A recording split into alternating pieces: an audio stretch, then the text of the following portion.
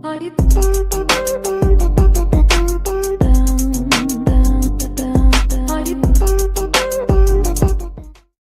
York Times reporter Richard Fausset. The New York Times and one of its veteran reporters are being accused of sympathizing with a known white supremacist. The criticisms come after Richard Fauset's profile on Tony Havater was published in the Saturday edition of the Times. Havater is a known white supremacist with many controversial views. In the profile, Fausset intricately speaks of Havater's lifestyle, even making mention of his favorite foods and TV show. Here's what you need to know about Fausset and the article 1. Fauset's profile mentioned that Havater is a fan of Seinfeld. Tony Havater, in 2015, helped start the Traditionalist Worker Party that marched in Charlottesville, VA, in August, and again at a White Lives Matter rally last month in Tennessee. The group's stated mission is to fight for the interests of white Americans. Pic.twitter.com May 7 Asveb, the CONNET at the alias. November 25, 2017. Fausset's profile was on Tony Havater, a 29-year-old who works as a welder in a suburb of Dayton, Ohio.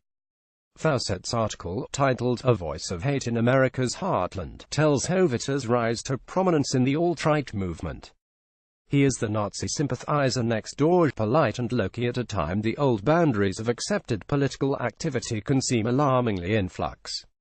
Fausset wrote in the article, "Most Americans would be disgusted and baffled by his casually approving remarks about Hitler, disdain for democracy and belief that the races are better off separate."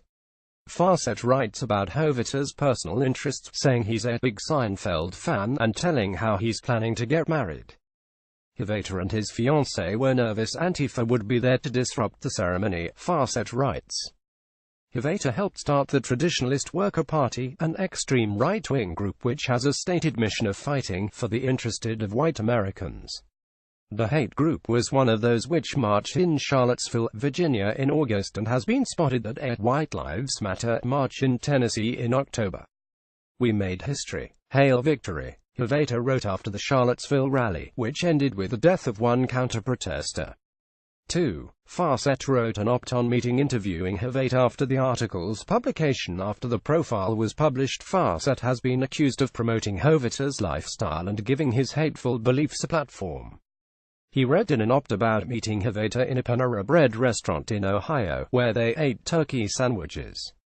Fausset said his goal with the Havater profile was to find an answer why he gravitated to the furthest extremes of American political disclosure. He noted that when he submitted the first draft of his story, his editor told him that the answer to the question hadn't quite been addressed.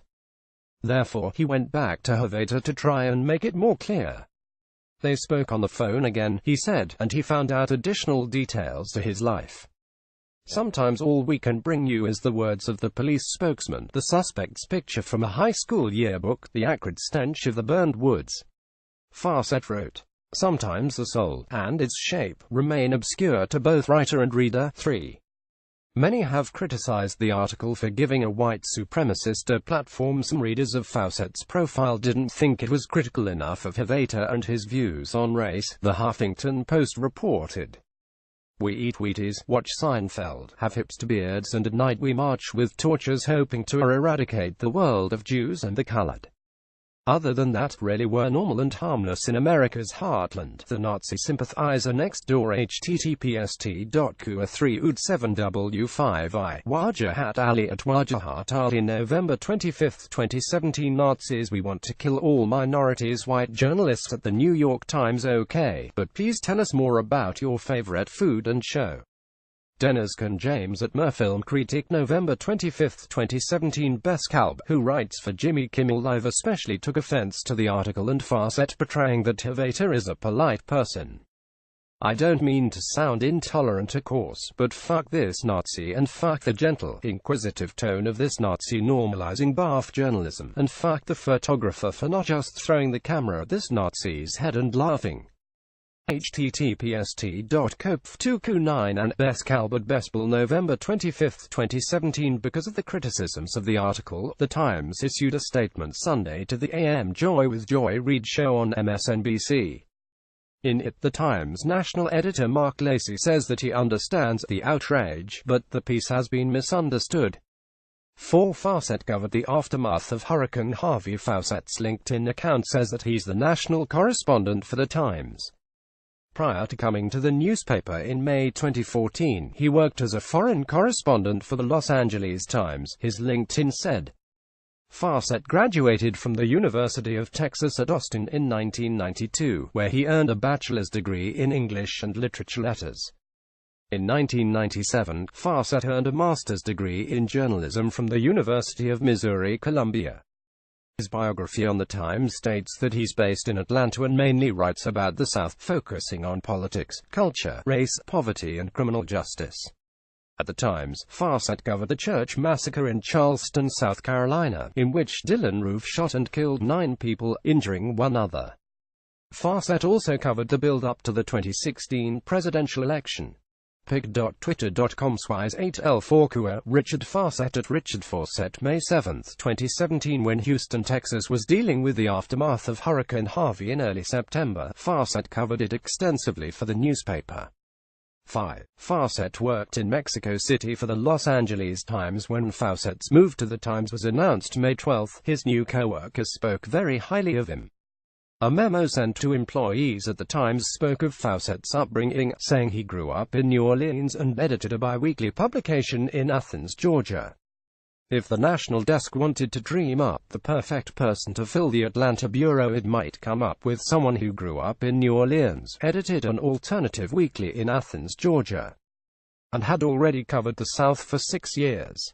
Allison Mitchell, Ethan Bronner and Peter Applebaum wrote in a joint statement to employees at the Times that journalists would have boundless energy, a sophisticated take on the region, and might have written about everything from politics to immigration to a fraternity of proud nerds at the University of Mississippi known as the Awesome Dudes of Alpha Delta. Fausset worked in Mexico City for the LA Times. Prior to that, he worked as the paper's Atlanta bureau chief 20,062,012. Read the full statement below. If the national desk wanted to dream up the perfect person to fill the Atlanta bureau, it might come up with someone who grew up in New Orleans, edited an alternative weekly in Athens, Georgia, and had already covered the South for 6 years. That journalists would have boundless energy, a sophisticated take on the region, and might have written about everything from politics to immigration to a fraternity of proud nerds at the University of Mississippi known as the Awesome Dudes of Alpha Delta. Luckily, such a person actually exists and will be starting in the Atlanta bureau this month. Richard Fausset comes to us from the Mexico City bureau of the Los Angeles Times, where he has been since a glorious stint as that paper's Atlanta bureau chief from 20,062,012.